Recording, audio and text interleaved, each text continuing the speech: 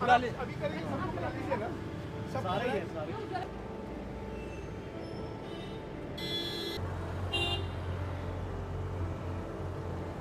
RSS प्रमुख मोहन भागवत के साथ लगभग 3 से 3.5 घंटे की मीटिंग खत्म हुई। हमारे साथ चीफ इमाम डॉक्टर उमेर अहमद इल्यासी साहब हैं। क्या बात हुई आप लोगों की आपस में? खुलकर चर्चा हुई है, संवाद है। संवाद इसीलिए किया जाता है जब कोई समस्या होती है। 3.5 घंटे का ये संवाद चला है जिसमें अलग अलग मुद्दों पे सारी चर्चाएं हुई हैं, लेकिन ये असल मुद्दा जो है वो राष्ट्र हित सर्वोपरि है। इसको ध्यान में रखकर ये संवाद हुआ है। लोगों ने लिंचिंग पर बात छोड़ी, लिंचिंग पे बात हुई, लिंचिंग पे बात छेड़ी, गौ कशी पर बात छोड़ी। बल्कि मैं तो कहना चाहता हूँ, गाय जब चलती है उसके अंदर, ट्रक के अंदर, तो उसको अगर कोई मुसलमान उसमें जाता है तो उसको गाय काटने का वाला बना देते हैं, जबकि दूध की गाय लेके जा रहा है। इस हिंदुस्तान की सबसे बड़ी समस्या वो ये है कि ना मुस्लिम कम्युनिटी के लोग अपने धर्म को सही तरीके से जानते हैं और ना हिंदी कम्युनिटी के लोग अपने धर्म को सही तरीके से जानते हैं। जैसे अब कावड़ यात्रा में गुलाब के फूल निछावर किए गए, ऐसे हमारे जो नमाज़ पढ़ने के लिए जुमे के दिन या ईद के दिन लोग नमाज पढ़ते हैं, उनके ऊपर भी फूलों की बौछार होनी चाहिए। ये नहीं बोलिए आपने। हाँ,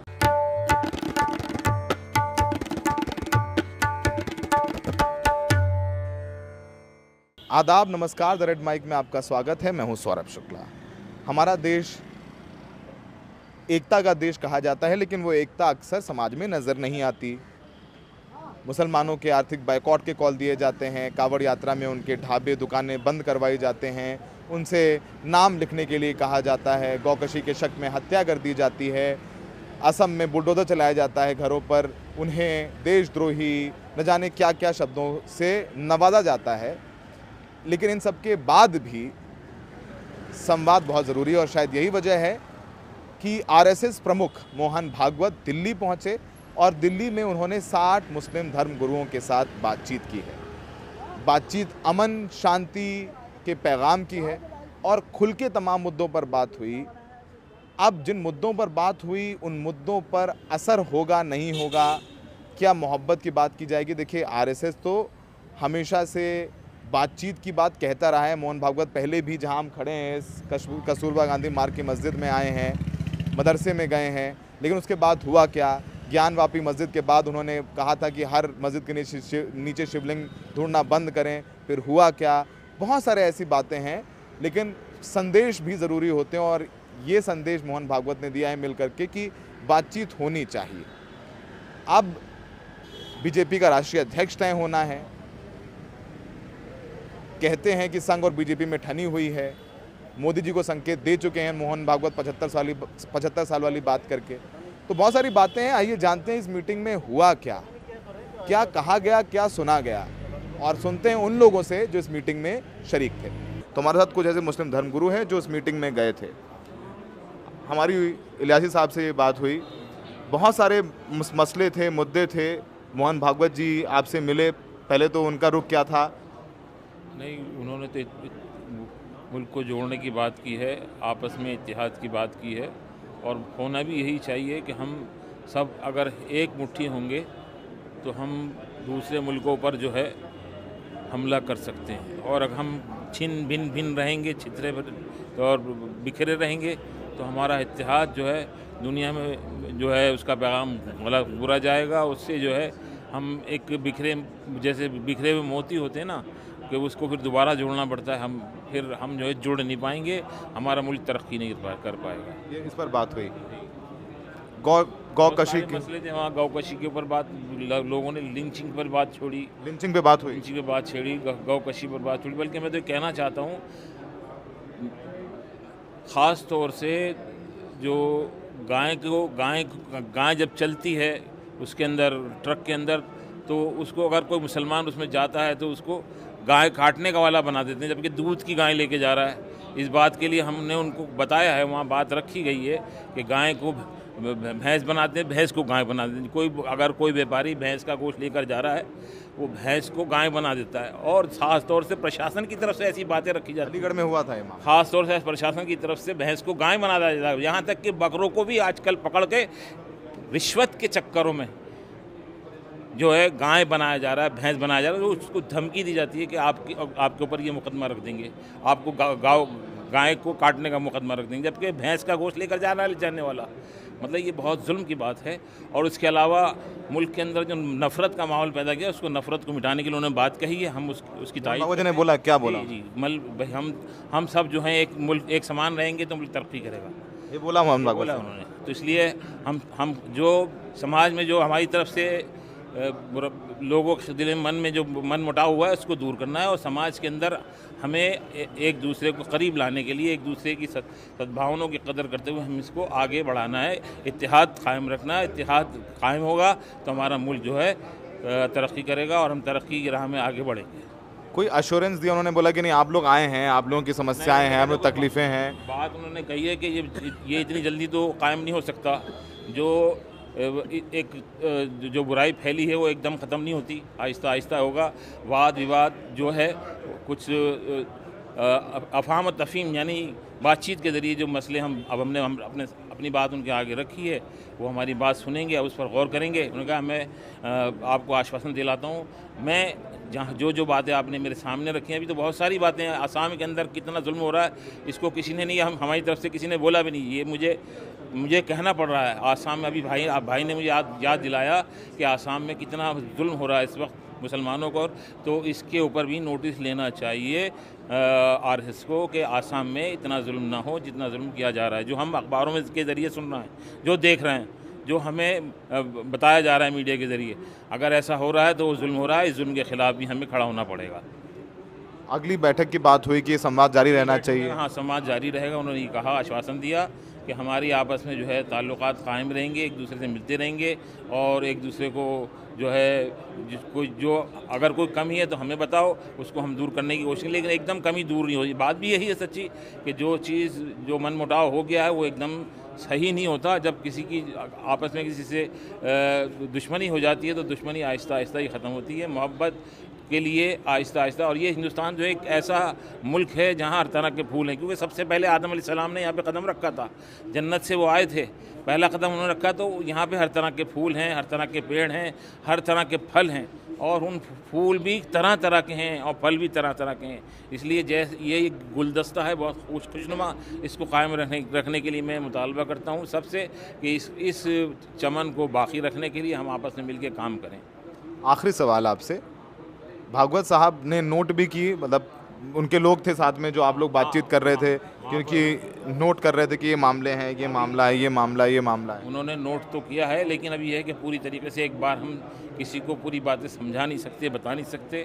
इसलिए मैं आपसे विनती करता हूँ और सारे मुल्क के वासियों से अपील करता हूँ कि अपने मुल्क को बिखरने न दें, अपने मुल्क को जोड़ कर रखें और इत्तेहाद को, इत्तेफाक को कायम रखें। इत्तेफाक कायम रहेगा तो ये मुल्क बाकी रहेगा और इत्तेहाद से ही हम आगे तरक्की कर सकेंगे।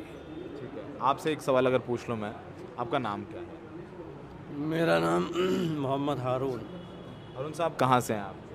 मैं जनकपुरी में रहता हूँ। ये दिल्ली से ही हैं आप। बहुत सारे मामले हैं देश के मुसलमानों के सामने, जिस तरीके से कावड़ यात्रा के दौरान दुकानें बंद कर देना, पीट देना, मुसलमानों का आर्थिक बहिष्कार की कॉल्स दी जाती हैं कि मुसलमानों से फल मत खरीदो, सब्ज़ी मत खरीदो, ज़मीन मत खरीदो।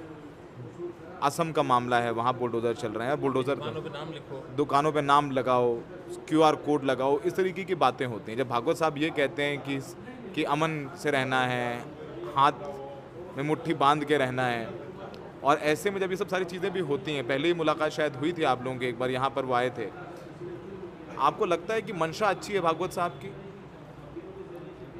तो अच्छी शुरुआत है भागवत साहब की और उमर इलियासी साहब की, एक अच्छी शुरुआत है। इस तरह के टॉक होने चाहिए, ऐसे संवाद होना चाहिए, बल्कि ये तो महल्लों के अंदर भी ये सारी चीज़ें होनी चाहिए।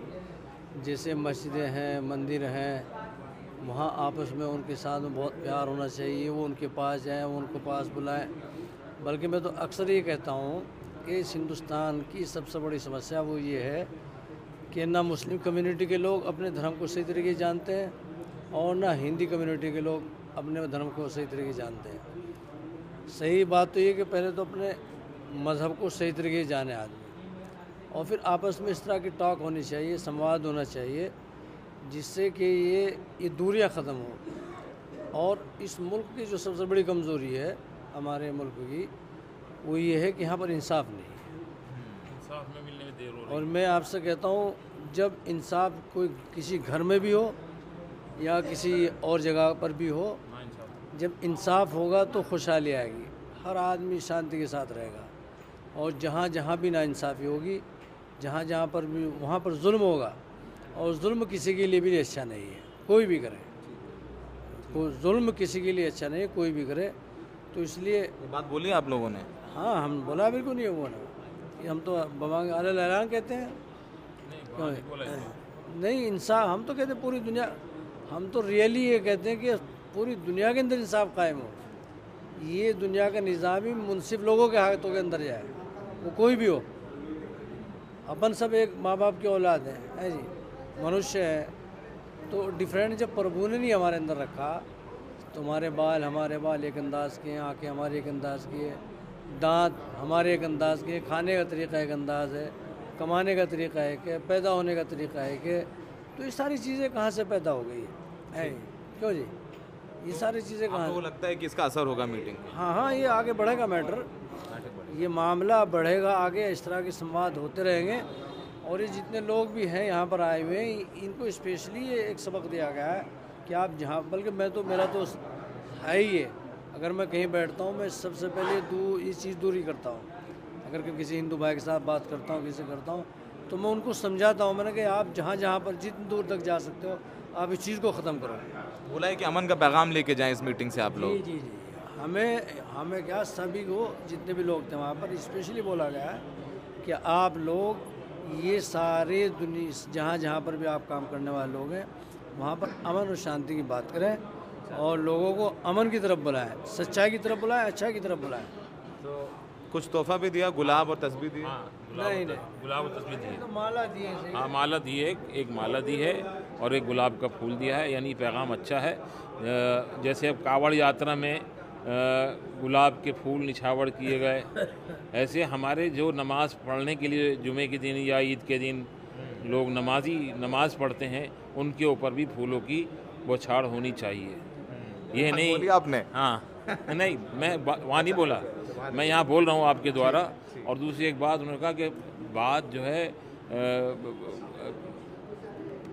आप भी अपने कम्युनिटी में बात पहुँचाओ, मैं भी अपने साथ, मैं अकेला नहीं, मैं अपना पैगाम मैं लोगों को अच्छा दूंगा। और उन्होंने ये आश्वासन दिया है कि अक्टूबर तक मैं पूरी कोशिश करूंगा, यहाँ जो बात हुई है वो पहुँच जाएगी आप तक।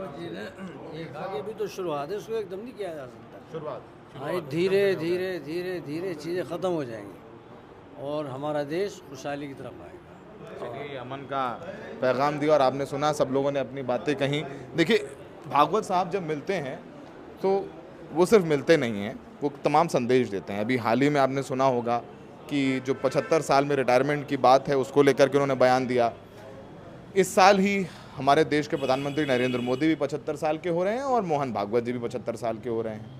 तो 75 साल वाली बात कही, फिर उनका इस तरीके से मुस्लिम धर्म गुरुओं को बिलाना, जहाँ एक तरफ हेमंत बिश्वा शर्मा असम में तमाम मुद्दों को लेकर के बुलडोजर चल रहा है, मामला जो है संसद तक भी गौरव गोगोई जैसे नेता उठा रहे हैं।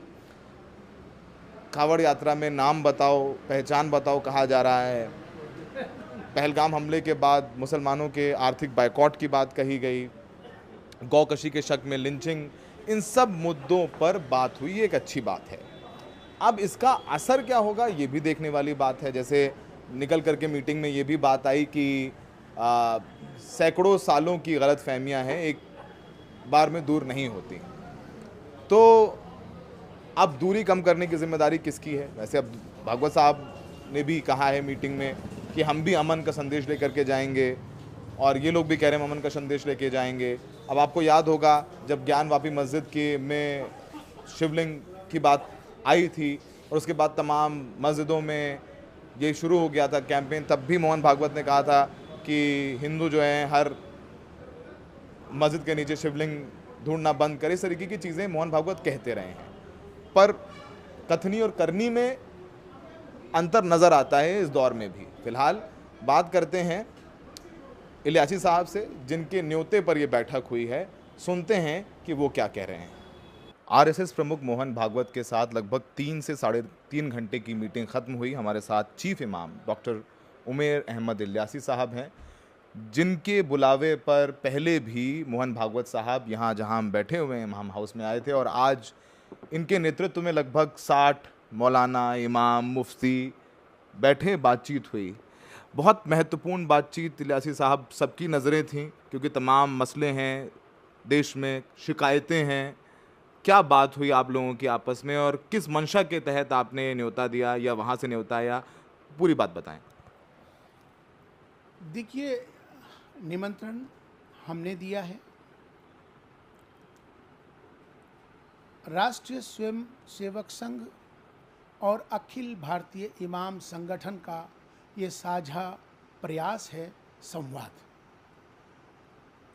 पिछली मर्तबा आपको याद होगा कि इसी संवाद की पहली कड़ी में हमने जब निमंत्रण दिया था आदरणीय मोहन भागवत जी को, तो मोहन भागवत जी हमारे निमंत्रण पर इसी इमाम हाउस में आए थे। उसके बाद मेरे निमंत्रण पर मेरे मदरसा है, उस मदरसे में गए थे, और ये उसी की कड़ी है आज का संवाद। 3 घंटे का ये संवाद था, जिसमें ऑल इंडिया इमाम ऑर्गेनाइजेशन और राष्ट्रीय स्वयं सेवक संघ मिलकर, जिसमें हमने देश भर के बड़े इमाम, देश भर के बड़े मदरसों के मोहतमिम और देश के बड़े मुफ्तियों को बुलाया था। 60 लोगों की, इमामों की, मुफ्तियों की संख्या थी। खुलकर चर्चा हुई है, संवाद है। संवाद इसीलिए किया जाता है जब कोई समस्या होती है। संवाद हर समस्या का हल है। संवाद करने से बहुत सारी गलतफहमियां दूर होती हैं, मिसअंडरस्टैंडिंग्स ख़त्म होती हैं और नफ़रत ख़त्म होकर वो मोहब्बत में तब्दील होती है। 3.5 घंटे का ये संवाद चला है, जिसमें अलग अलग मुद्दों पे सारी चर्चाएं हुई हैं, लेकिन ये असल मुद्दा जो है वो राष्ट्र हित सर्वोपरि है। इसको ध्यान में रखकर ये संवाद हुआ है। ये संवाद भी राष्ट्र हित में ही है, क्योंकि हमारा भारत जिस तरह ऊंचाइयों से आगे बढ़ रहा है, हमारा भारत विश्व गुरु बने, उसको ध्यान में रखते हुए हम सबको एक होकर मिलकर चलना होगा। भारत और भारतीयता को मजबूत करना होगा। हमारी जातियाँ सबकी ज़रूर अलग हो सकती हैं, हमारी पूजा पद्धति सबकी ज़रूर अलग हो सकती है, हमारे इबादत करने के तरीके ज़रूर अलग हो सकते हैं, लेकिन हमारा जो सबसे बड़ा धर्म इंसान और इंसानियत है, हमें इसको हमेशा ध्यान रखना है। भारत में रहते हैं, हम सब भारतीय हैं, राष्ट्र सर्वोपरि है। राष्ट्र प्रथम होने के नाते ये संवाद की प्रक्रिया आगे भी चलेगी, ऐसा तय हुआ है, और देश भर में ये संवाद लगातार जाएंगे, चूँकि मस्जिदों के माध्यमों से, मदरसों के माध्यमों से, गुरुकुलों के माध्यम से जब ये संवाद चलेगा तो आने वाले दिनों में आप देखेंगे कि भारत का आपस में सब में एक माहौल बहुत अच्छा बन जाएगा और सब मिलकर भारत और भारतीयता को मजबूत करेंगे और हमारा भारत विश्व गुरु बनेगा। इमाम साहब, बहुत सारे मसले होंगे, आप 60 लोग गए, कुछ चीज़ों पे एश्योरेंसेस मिले, क्योंकि बहुत गंभीर मीटिंग थी। जब आज देखा सारे मीडिया वाले थे वहाँ पे, क्योंकि सबकी नज़रें इस मीटिंग पे थी। कैसे पुलवामा हमले के बाद मुसलमानों के बायकॉट की बात हुई, नौकरी से निकालने, फल मत खरीदो, बहुत सारी चीज़ें, असम में बुलडोज़र की कार्रवाई, ये सब सारी बातें जाहिर सी बात है आपने रखी होंगी। इन मुद्दों पर मोहन भागवत जी ने कोई संकेत दिया, उनका क्या रुख रहा? संवाद में हमेशा दोनों तरफों बातें होती हैं, दोनों तरफ की बातें आई हैं, चर्चा हुई है, 3 घंटे संवाद हुआ है और ये आगे भी संवाद परस्पर चलेगा। हमें सबको अच्छी उम्मीद करनी चाहिए, क्योंकि संवाद इसीलिए ही किया जाता है कि जब समस्या होती है, और जब समस्या होती है तो उसका समाधान निकालने के लिए संवाद की प्रक्रिया है। तो आज ये दूसरा संवाद है। अब पूरे देश के अलग अलग प्रांतों में भी ये संवाद जाएगा और हम सोचते हैं कि इससे भारत में रहने वालों में आपस में, देश में एक अच्छा वातावरण बनेगा। बहुत शुक्रिया।